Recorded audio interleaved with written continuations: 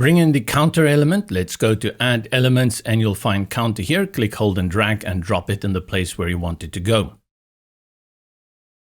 This is a great element for indicating how much has happened or how many units sold. It's very often seen on websites.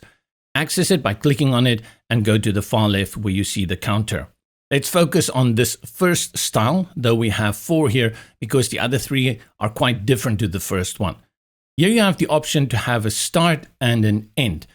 Often you will have a start function to go quicker to the end. For example, if you have something like 1 million there, you don't want to start all the way from 0. Maybe you want to start at something like 500,000. So you have the option to run from a start to an end. Let's put it at something manageable. I'll put it back to 0 and let's put it to an end like 1,000. Duration is how long the counter will go. 2 seconds is good. I'll even go down to 1 second, but I'll stay away from anything more than 2 seconds. The reason for that is that when you are on a mobile device, 2 seconds may just be that time that it takes a person to swipe up or down and they will miss the counter completely. Hop over to advanced and here you can have a prefix. For example, if it is money, you can add the unit that you want there. If it is a value, for example, like thousands, you can say 1,000, which is 1 million in this case. And then you have the option on how the separator will look after every 3 units. So if you want a full stop, a period there instead, you can do so, but the comma is a good one to go. Now let's go and have a look at the other styles. These are almost like pie chart counters. If I click on it, it looks really ugly from the beginning, and a few things we will do here. So first of all, you can still keep this value here, and you can see now it is expressed as a percentage, or you can also remove it with the other 2 styles that we will have here. Let's stick to this one. Remember, it's a percentage, and let's give it then a percentage value, something like 65%.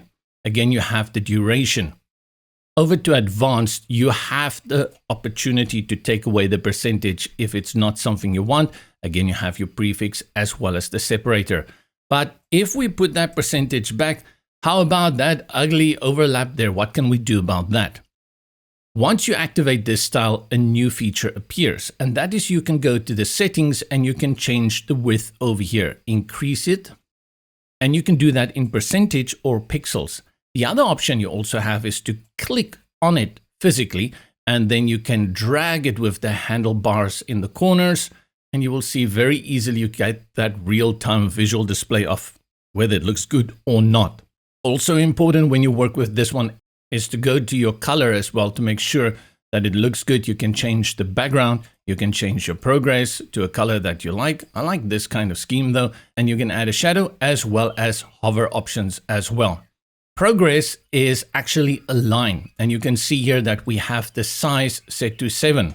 You can change around here and make it much thinner. Very neat and sleek, and then you can increase it quite a lot if you have something very outrageous in mind.